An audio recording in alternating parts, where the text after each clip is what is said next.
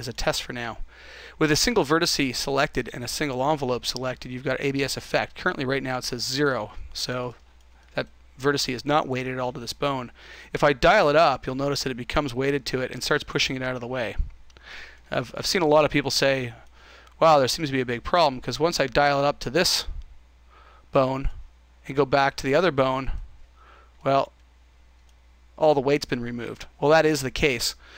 With normalize checked on, and this is what you really need to have, is that a vertice can only be weighted up to 100% of all the bones affected it. So in this case, because this one was the one who had effect originally, and we've dialed it up to 100% on the forearm bone, it's now completely removed it from this one.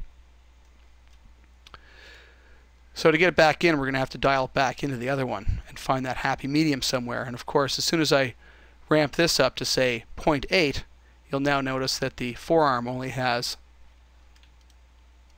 a 0.2 effect on it.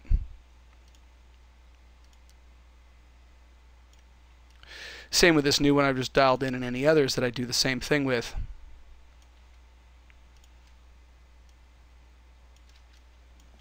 But you'll see now that when the arm bends, it actually starts pushing some of those vertices out of the way as well, and they don't crash as much or look as sort of rigid when it does.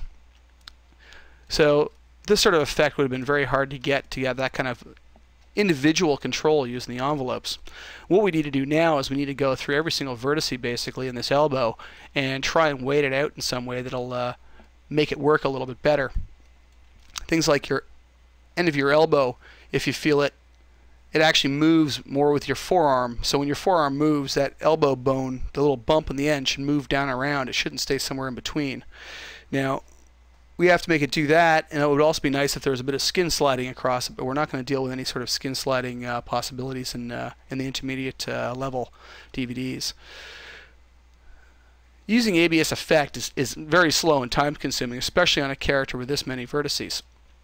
What we're going to do is we're going to look at using paint weights to be able to paint the weights of the vertices in so that we can actually affect large areas with a soft brush so we can get nice fall-offs. Paint weights has a dialog you can open up, just like any of the painting options in Macs. And a couple things I like to set to begin with. Update on mouse up, because without it, it becomes quite slow. If it's trying to interactively update the weight of every single vertice as you brush over it, it's doing a lot of calculations. I prefer to turn on update on mouse up, do your brush stroke, and make small changes slowly.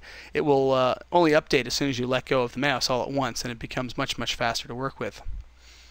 Also, your maximum strength. Currently right now, if I were to paint weights, and I'll press the paint weights button,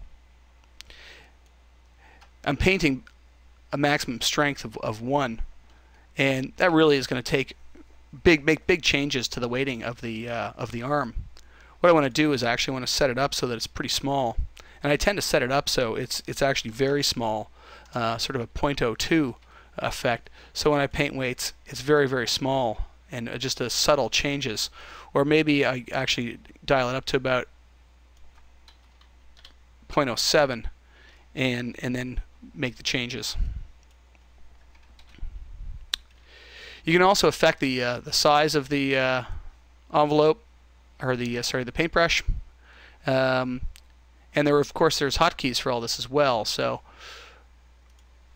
hotkeys are Control Shift and scrub them down with your left mouse button for size, and Alt Shift for the weight, and you can see the weight go up and down. Like I say, I like to keep my weights down really low, 0.02 and 0.07, and maybe sometimes I start going up into 0.1, 0.2 if I know I really need to add a fair bit of effect. Of course, if I know I'm just going to be adding 100%, I could just grab them all and dial up ABS effect, or I could just, set it to value of 1 and just paint across. But now you can actually see when I paint this, I can actually affect nice soft areas and start adjusting the weights in a nice smooth fashion. I'm actually going to set it up a bit to 0.7 because it looks like I want to do some fairly large changes to this. And I tend to go around now and just slowly start making changes and see what I'm getting out of it, what sort of effect it's having on the character's deformation.